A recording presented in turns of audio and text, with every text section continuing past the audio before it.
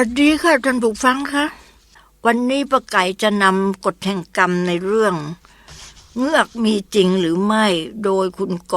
สุทธรมณะมาคุยมาเล่าสู่กันฟังนะคะค่ะในนิตยสารโรคทิพย์เงือกนี่ท่านก็คงจะทราบแล้วเนาะว่ามีจริงหรือไม่จริงหรือไม่จริงก็มาฟังเรื่องนี้นี่ผู้ที่เขาประสบการณ์มาเขาก็เล่าให้ฟังนะคะค่ะเราก็มาเข้าเรื่องเข้าราวเรื่องเงือกกันที่หน่อยค่ะว่าจริงหรือไม่จริงที่เขาลือกันว่าเงือกมีจริงเป็นอายุก็ประมาณสักเป็นผู้หญิงนะ5 ขวบ 6 ขวบเนี่ยผมยาวสวยครึ่งบนก็เป็นตัวครึ่งล่างก็เป็นปลามีเป็นหางปลานี่เขาเรียกโบราณเขาเรียกว่าเงือกป้าเชยก็เกิดที่แพริมน้ำท่านผู้ฟังค่ะในตำบลเกาะเกร็ดอำเภอปากเกร็ดจังหวัดนนทบุรีเมื่อปีพุทธศักราช2450นะผ่านมาท่านผู้ฟัง2450นะคะเดี๋ยวนี้เป็นเท่าไหร่ล่ะ2557มันเป็นกี่ปีกันเนี่ยท่านผู้ฟังก็ต้องเท่าไหร่107 ปีผ่านมาแล้วเนี่ยมาฟังเรื่องเงือกนี่ป้าเฉยเขาพบด้วยตัวของเขาเองสมัยเด็กๆป้าเฉยได้ช่วยพ่อแม่ทำสวนในเนื้อที่ดินใกล้เคียงกับฝั่งแม่น้ำเจ้าพระยาสมัยนั้นเกาะเกร็ดก็ยังเต็มไปด้วยสวนผลไม้ต้นไม้น้อยใหญ่ขึ้นอยู่เต็มเลยผู้คนที่อาศัยอยู่เกาะเกร็ดนั้นก็มีน้อยการทำบุญทำทานมีวัดกลางเกาะเกร็ดเป็นหลักยึดเหนี่ยวทางใจลักษณะที่ตั้งของเกาะเกร็ดนั้นมีแม่น้ำเจ้าพระยาไหลมาบรรจบกับแม่น้ำอ้อมแม่น้ำสายเล็กสายหนึ่งค่ะที่แยกมาจากอำเภอเมืองไหลอ้อมมาบรรจบแม่น้ำเจ้าพระยาตรงบริเวณหน้าวัดกลางเกาะเกร็ดในช่วงที่แม่น้ำทั้งสองบรรจบกันนั้นในแผ่นดินส่วนที่ยื่นลงไปแม่น้ำเป็นธรณีสงฆ์ป้าเฉยก็มักจะมานั่งเล่นเสมอในเวลาเย็นถ้าเป็นเวลาฤดูน้ำเหนือหลากลงมาบางปีกระแสน้ำไหลเชี่ยวกรากก็ก่อให้เกิดความเสียหายแก่พืชผักที่ชาวบ้านปลูกไว้ริมตลิ่งมาปี2471น้ำเหนือลงมากผิดปกติครอบครัวป้าเฉยก็ย้ายจากแพริมน้ำขึ้นมาอาศัยอยู่หน้าศาลาวัดซึ่งเป็นศาลาที่สูงกว่าที่อื่นน้ำไหลเชี่ยวกรากมาปะทะริมตลิ่งหน้าวัดก็ทำให้เกิดวังน้ำวนขนาดใหญ่แห่งหนึ่งหน้าวัดใหญ่ขนาดเท่ากระมังขนาดใหญ่น้ำวนและตอนเย็นวันหนึ่งป้าเฉยก็ได้นั่งบนบันไดหน้าวัดเตรียมจะอาบน้ำสายตาก็เหลือบไปเห็นเรือเมล์โดยสารระหว่างอำเภอปากเกร็ดกับคลองพระอุดมแล่นตามกระแสน้ำที่ไหลเชี่ยวเลาะเรื่อยมาจะผ่านหน้าศาลาวัดในขณะที่มีวังน้ำวนอยู่ทั้งที่คนเรือก็รู้ว่าหน้าวัดวังน้ำวนนั่นน่ะมันมีวังน้ำวนใหญ่อยู่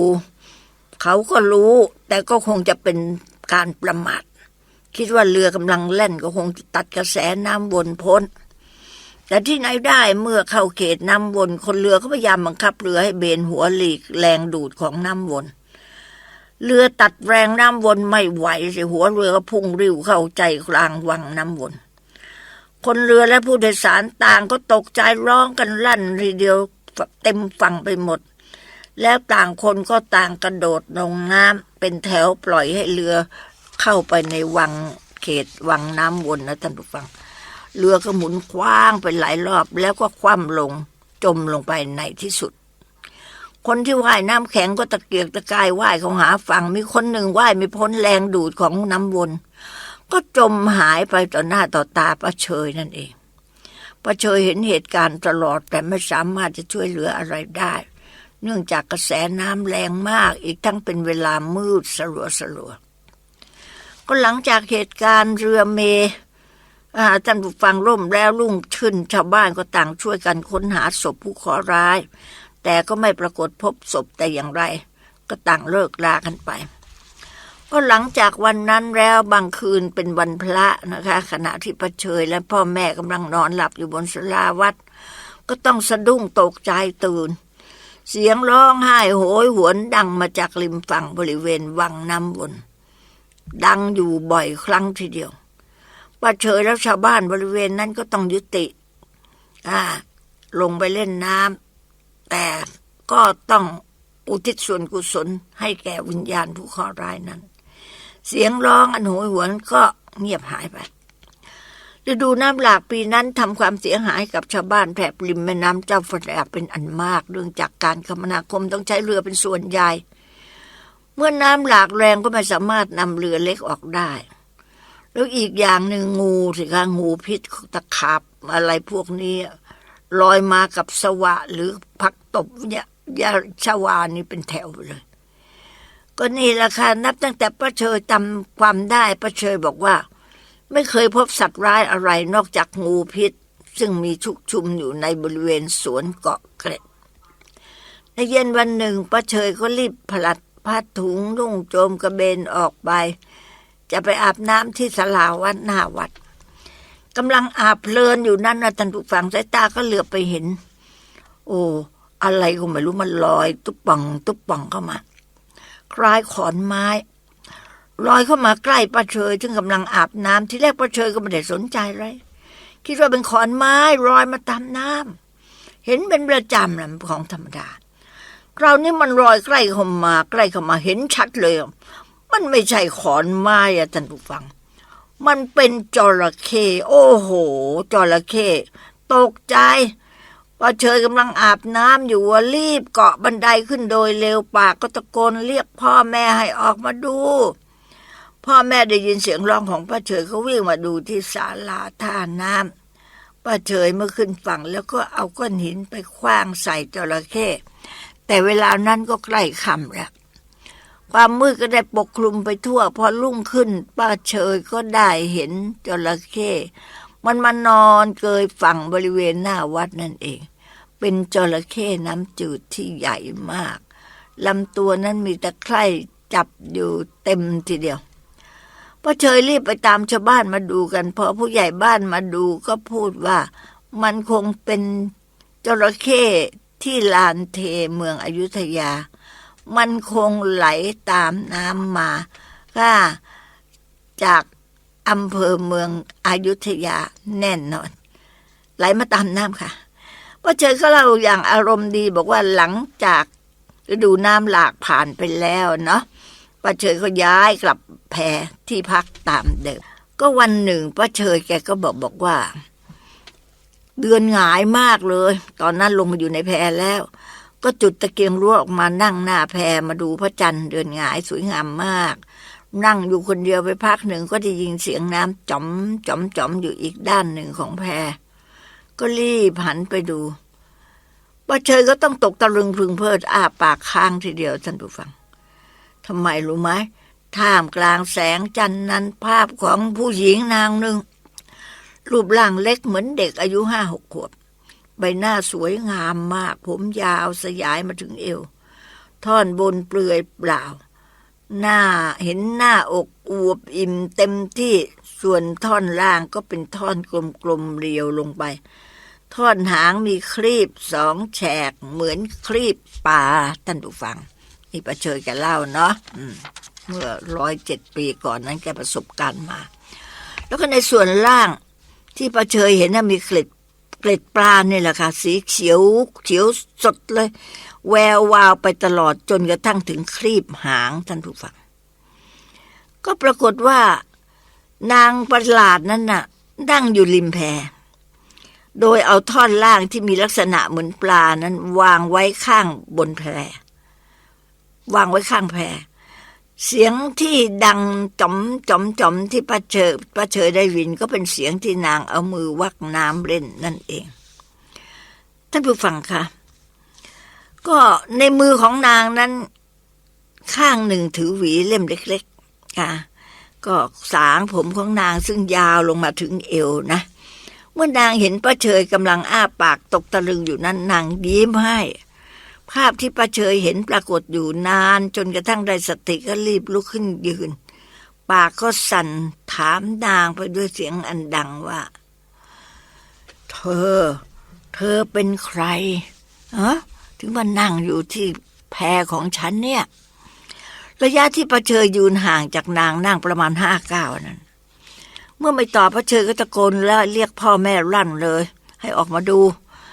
ปรากฏว่านางนั้นตกใจรีบกระโดดลงน้ำทันทีนะคะ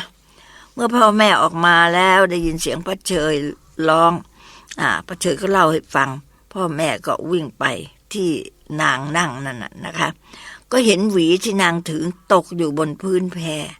ป้าเชยก็รีบหยิบขึ้นมาดูพบว่าหวีนั้นเป็นหวีทองคำนะทองคำทั้งอันมีลักษณะเป็นหวีเล็กๆหวีเด็ก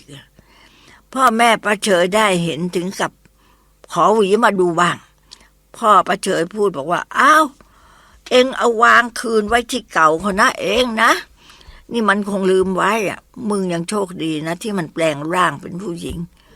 คนเก่ารุ่นปู่ย่าตาทวดนั่นน่ะที่คลองพระอุดมเนี่ยเขาเรียกกันว่าพลายน้ำหรือว่าพูดน้ำก็ไอ้เจ้านี่แหละเวลากลางวันคนดวงตกไปว่ายน้ำในแม่น้ำคลึมันจะดำเข้าไปอยู่ใกล้จุดแข้งจุดขาลงก้นแม่น้ำนี่ป้าเฉยเล่านะคะปู่ย่าตายายเขาเล่าให้ฟังเขาเรียกว่าไอ้พลายน้ำไอ้พวกนี้นี่แหละมันจะเวลาคนเล่นน้ำเนี่ยมันจะดำเข้าไปใกล้ฉุดขาดึงลงก้นแม่น้ำตายไปก็เยอะไอ้พวกที่ไม่รู้เขานึกว่าเป็นตะคริวจับจมน้ำมันไม่ใช่นี่แหละไอ้พวกนี้แหละไอ้พลายน้ำไอ้พูดน้ำนี่แหละดังนั้นพ่อของป้าเฉยก็บอกเอ็งเอาไปวางไว้ที่เก่านั่นแหละเดี๋ยวมันจะมาทวงคืนนะไม่จงไปเอาของมันอันตรายป้าเฉยก็เล่าต่อไปบอกว่าย่าเองก็เคยเห็นพวกนี้มันจะปรากฏให้เห็นเป็นบางคนเท่านั้นบางทีวันตรุษวันศาสตร์มันก็โผล่ขึ้นมาสักครั้งหนึ่งป้าเฉยก็บอกพ่อว่าขอเก็บไว้ก่อนดูมันสวยดีพ่อแม่ป้าเฉยจะว่ายังไงป้าเฉยก็ดื้อไม่ยอมจะเก็บไว้ท่าเดียวครั้นต่อมาท่านผู้ฟังคะป้าเฉยก็เข้านอนในแพปรากฏว่าขณะป้าเฉยนอนหลับก็ต้องสะดุ้งเสียงร้องไห้โหยหวนนะคะได้ยินเสียงนั้นพูดบอกว่าฉันไปทำอะไรให้เอาของฉันคืนมาซ้ำแล้วซ้ำอีกเอาคืนมาท่านผู้ฟังคะพ่อของป้าเฉยบอกกับป้าเฉยบอกว่าไม่ละก็บอกมึงแล้วว่ามึงเอาไปวางที่เก่าเดี๋ยวมันมาทำร้ายเองไม่รู้มันแปลงตัวได้หลายอย่างนะพ่อก็โกหกเองไปเอาหวีของมันไปคืนซะเอาไปวางไว้ที่เก่านั่นแหละคืนนี้อย่าลืม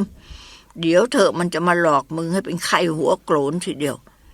ปรากฏว่าป้าเฉยก็รีบนำหวีทองนั้นค่อยๆโผล่หน้าออกจากประตูแง้มดูที่มาของเสียงก็ไม่เห็นอะไรก็จึงชวนพ่อออกมาดูด้วยกันนำหวีเล่มนั้นไปวางไว้ที่เดิม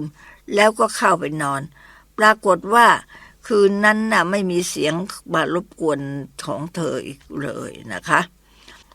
พอรุ่งเช้านะคะป้าเฉยก็ออกไปดูออกไปดูว่าจะมีใคร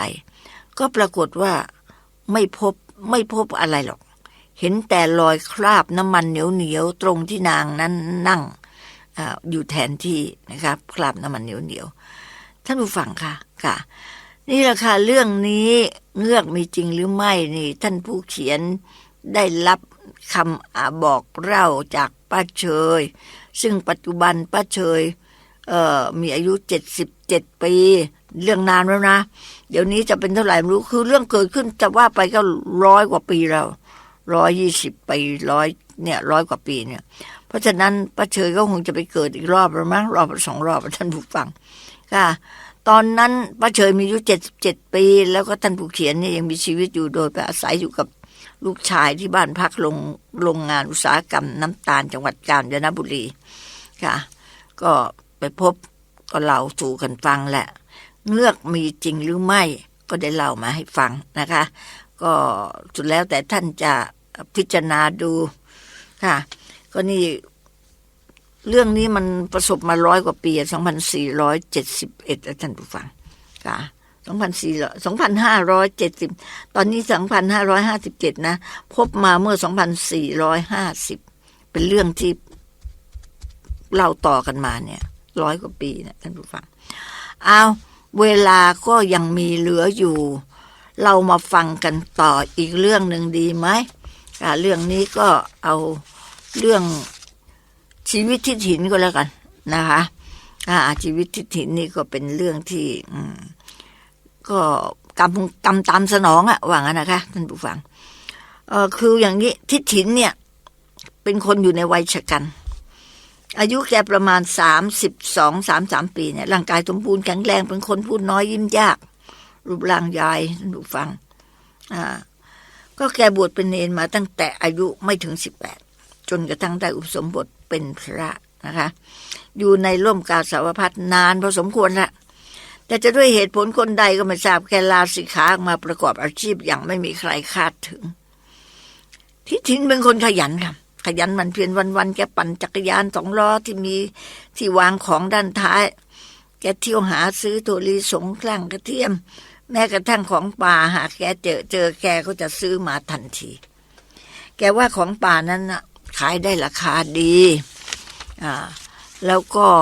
ดีกว่าสินค้าอย่างอื่นอาโกในตลาดเป็นผู้รับซื้อบางครั้งที่ถิ่นหมดเขาไม่มีต้นทุนก็ไปขอยืมอาโกเนี่ยมาเป็นทุนให้ก่อนที่ถิ่นทำมาค้าขายได้ดีกำไรงามจนกระทั่งสาวๆไม่ว่าสาวแก่แม่ไม้จะมาจะตายตามองหมายปองแต่ที่ถิ่นไม่สนนะคะแกคุยกับเพื่อนฝูงบอกแกยังไม่พร้อมที่จะมีเมียจะต้องสร้างตัวสร้างฐานะให้ดีกว่านี้ก็ปรากฏว่าอาชีพรับซื้อผิดผลการเกษตรของป่าส่งตลาดของแกเนี่ยเป็นไปอย่างราบรื่นทำให้แกมีทุนมากขึ้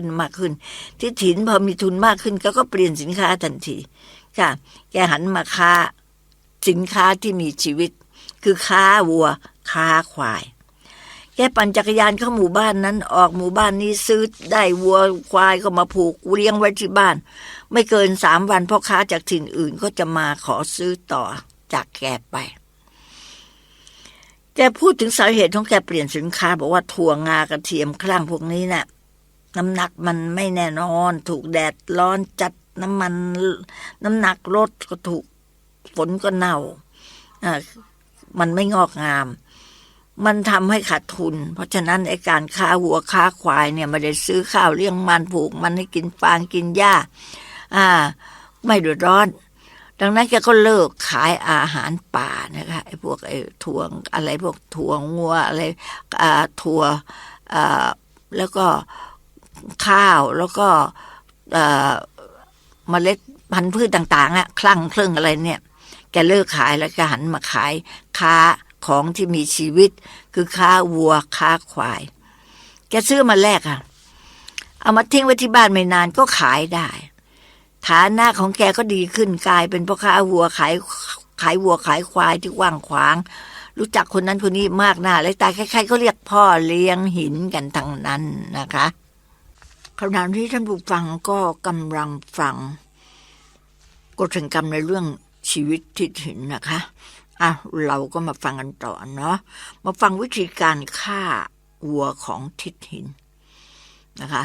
ทุกคืนที่ละเมาะหลังบ้านของทิศถิ่นเวลาเลยเที่ยงคืนไปแล้วหากตอนนั้นใครยังตื่นอยู่และอยู่ใกล้เคียงบริเวณนั้นก็ต้องได้ยินเสียงวัวควายร้องอย่างโหยหวนนะเสียงนั้นแสดงความเจ็บปวดแสนสาหัสเสียงแผดร้องแรกๆจะดังมากแล้วก็ค่อยๆแผ่วลงแล้วก็เงียบไปตอนนั้นท่านผู้เขียนเป็นเด็กขี้มูกโป่งแอบไปยืนดูพวกทิศถิ่นเขาฆ่าวัวควายอยู่หลายครั้งและเหตุการณ์นั้นก็ยังฝังแน่นติดอยู่ในจิตสำนึกเสมอมาจนกระทั่งตราบเท่าชีวิตโตเป็นหนุ่มจนกระทั่งมีลูกมีเมียจนกระทั่งค่อนโกนแล้วก็ยังติดตรึงอยู่ในจิตใจด้วยความเศร้าสลดควายตัวใดที่ถูกนำเข้าหลักประหารจะถูกทิศถิ่นกับพวกที่แกจ้างมาช่วยร้อยเชือกสนสะพายจมูกควายมัดเข้ากับต้นไม้ที่ใช้แทนหลักเชือกมันนี่ราวเส้นใหญ่เลยค่ะผูกคอติดต้นไม้อีกเปราะหนึ่งจากนั้นเท้าทั้ง4ก็จะถูกผูกเชือกตรึงกับหลักไม้ที่เขาเหล่านั้นฝังเตรียมเอาไว้ควายจะไม่มีโอกาสดิ้นหรือสะบัดหลุดได้เลยควายอยู่ในลักษณะยืนเชิดหน้าทางขาหน้าเล็กน้อยเสร็จแล้วก็จะถึงเวลาแล้วเวลานั้นหาก ใครสังเกตสักนิดก็จะเห็นว่าน้ำตาควายนะท่านผู้ฟังมันไหลลงทั้งสองตาแววตาก็ตระหนกตื่นกลัวมันรู้มันจะถูกสังหารตอนที่ถูกพวกทิขินน่ะดึงเข้าสู่หลักประหารน้ำตามันก็ไหลทั้งสองข้างไหลพรากเนาะจากนั้นแววตาตื่นตระหนกนั้นก็จะกลายเป็นสีเขียวปัดเหมือนกับว่ามันโกรธจัดเมื่อถูกปลายมีดแหลมยาวเกือบศอกทิ่มพรวดเข้าตรงซอกคอของมันแล้วก็คว้านให้รอยมีดนั้นเป็นแผลกว้างเพื่อเลือดไหลลงสู่ชามอ่างที่รองรับเลือดอยู่ด้านล่างเมื่อที่ถินลงมีดแล้วนะท่านผู้ฟังพวกลูกจ้างก็จะช่วยกันกรีดข้อเท้าของควายเลือดไหลเกือบหยุด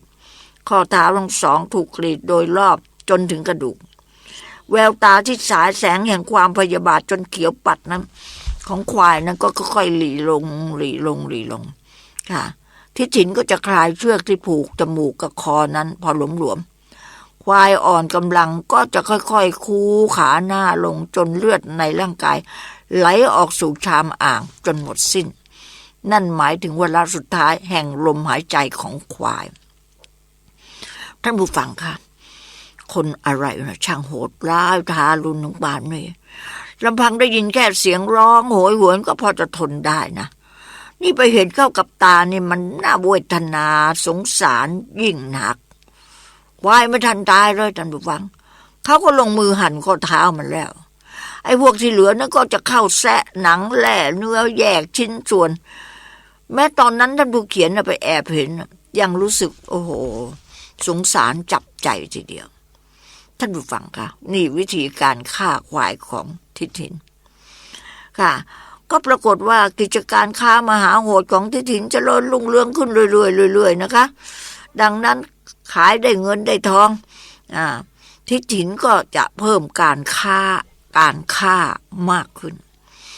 วันละตัวก็เป็นวัน2 ตัว3 ตัว4 ตัวทิถินกลายเป็นพ่อเลี้ยงหินแล้วฐานะของแกเข้าขั้นเศรษฐี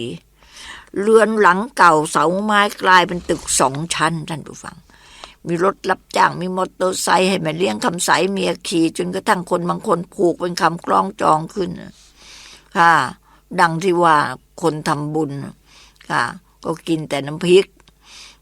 กดำคนทำบาปมากินจิ้นลาบนะคำเผยของพวกชาวบ้านก็กล่าวกันก็นี่แหละค่ะชื่อเสียงของทิถินขจรกระจายไปไกลบ้านทิถินเป็นที่พักพิงของเจ้าหน้าที่บ้านเมืองหลายฝ่ายโดยเฉพาะตำรวจทั้งในและนอกเครื่องแบบก็มาแทบจะยึดเอาบ้านทิถินเป็นสถานที่ตำรวจไปกินเลี้ยงกันเฮฮากันความเป็นคนพูดน้อยยิ้มยากหายไปจากทิถินกลับกลายเป็นคนยิ้มง่ายปากโป้งหัวเราะฮ่าทั้งวันฮ่าหัวเราะทั้งวันมีเงินมีทองฝากธนาคารหลายล้านนะท่านผู้ฟังครับก็หลังจากจะจ้างเพชฌฆาตแทนมาแทนตัวไม่นานทิถินก็เริ่มแสดงความดีใจเมียกำลังจะท้องใครไปใครมาก็อวดเมียใหญ่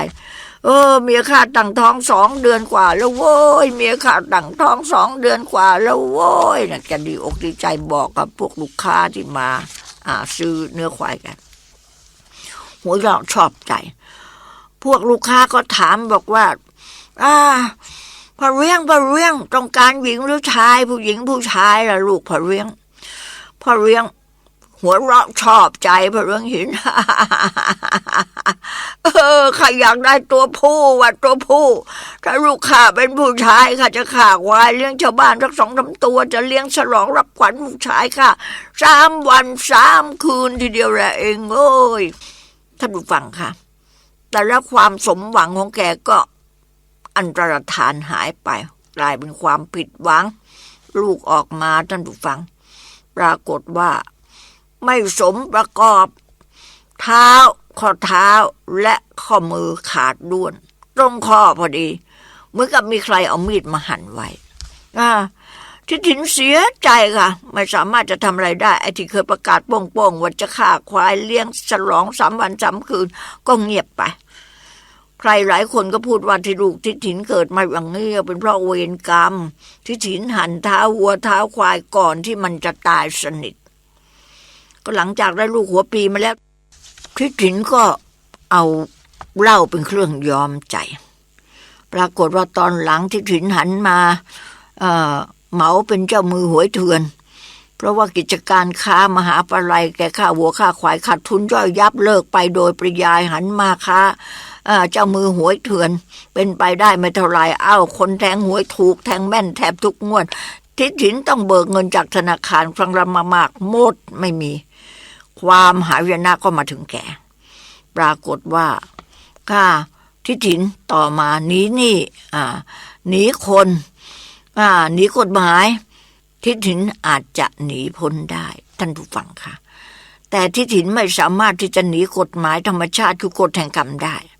ทิถินสร้างบาปกรรมมาอย่างไรกรรมนั้นก็ตอบสนองทิถินเข้าแห่แล้วปรากฏว่าต่อมาอีกปีกว่าแกหายหน้าไปจากหมู่บ้านปรากฏว่าเป็นข่าวว่าทิถินตายแล้วตายเพราะถูกผู้ร้ายแทงด้วยของแหลมและมีคมแทงตรงไหนรู้ไหมแทงตรงซอกคอของแกนั่นเองนี่กฎแห่งกรรมท่านผู้ฟังค่ะแกแทงซอกคอควายแทงคอควายมามากผลที่สุดแกก็ตายเพราะถูกคนร้ายแทงคอค่ะท่านผู้ฟังค่ะนี่กฎแห่งกรรมเรื่องของชีวิตทิถินนะคะฟังไว้เป็นอุทาหรณ์นะหนีอะไรหนีได้แต่จะหนีกฎแห่งกรรมคนเรานำมันหนีไม่พ้นท่านผู้ฟังคะอย่าลืมนะคะนี่ก็ชีวิตทิถินก็อวสานแล้วเอาละป้าไก่ลาตรงนี้นะเวลาหมดแล้วค่ะหวัดดีนะคะ